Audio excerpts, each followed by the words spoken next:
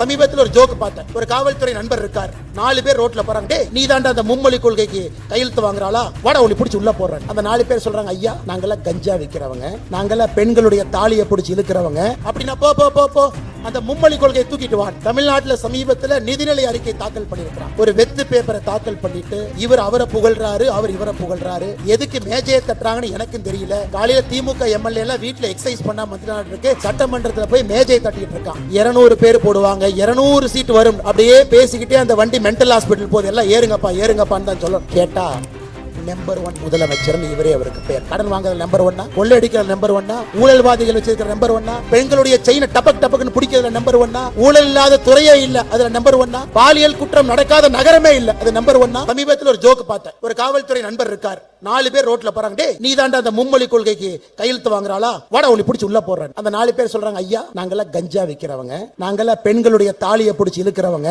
அப்படின்னா போ போ போ போ அந்த மும்மொழி கொள்கையை தூக்கிட்டு வான். அது மாதிரி மும்மொழி கொள்கைக்கு ஆதரவாக இன்னைக்கு ஒரு பொதுக்கூட்டம் போட்ட அனுமதி இல்ல. கோர்ட்டுக்கு போய் எங்க இருக்கக்கூடிய தலைவர்கள் கோர்ட்டினுடைய அனுமதி வாங்கி கோர்ட் சொல்லியிருக்கிறாங்க 8:30 மணிக்குள்ள முடிச்சு. அதனால நாமளும் வேகமா முடிக்கணுங்க ஐயா. தமிழ்நாட்டுல சமீபத்துல நிதிநிலை அறிக்கை தாக்கல் பண்ணிருக்கிறாங்க. ஒரு வெத்து பேப்பரை தாக்கல் பண்ணிட்டு இவர் அவரை புகழ்றாரு, அவர் இவரை புகழ்றாரு. எதுக்கு மேஜையை தட்டுறாங்கன்னு எனக்கும் தெரியல. காலையில திமுக எம்எல்ஏ எல்லாம் வீட்டுல எக்ஸசைஸ் பண்ணா மத்திய இருக்கு, சட்டமன்றத்துல போய் மேஜையை தட்டிட்டு இருக்கான். என்னையா கிழிச்சிங்க மேஜையை தட்டுறீங்க? குஜராத்ல நிதிநிலை அறிக்கை பட்ஜெட் போட்டிருக்கிறாங்க. குஜராத்ல பாருங்க 27,000 கோடி சர்ப்ளஸ் பட்ஜெட். செலவை விட 27,000 கோடி வரவு அதிகம். அது ஒரு பட்ஜெட், ஒரு ஆட்சி. நீ என்ன பட்ஜெட் போட்டிருக்கிற? 52,000 கோடி டாஸ்மார்க் வருமானத்தை வச்சுக்கிட்டு 1 லட்சம் கோடி செலவு வருமானத்தை விட அதிகம். கேட்டா நம்பர் 1 முதலமைச்சர் இவரே அவருக்கு பேர். கடன் வாங்குறது நம்பர் 1, கொள்ளையடிக்கிற நம்பர் 1, ஊழல்வாதிகள் வச்சிருக்கிற நம்பர் 1, பெண்களுடைய செயினை டபக் டபக்னு பிடிக்கிறதுல நம்பர் 1, ஊழல் இல்லாத துறையே இல்ல அதுல நம்பர் 1, பாலியல் குற்றம் நடக்காத நகரமே இல்ல அது நம்பர் 1, தினமும் கொள்ளை நடக்காத ஒரு நாளே இல்ல இது நம்பர் 1. இவங்க நீங்க சொல்லிட்டு இருக்கிறாங்க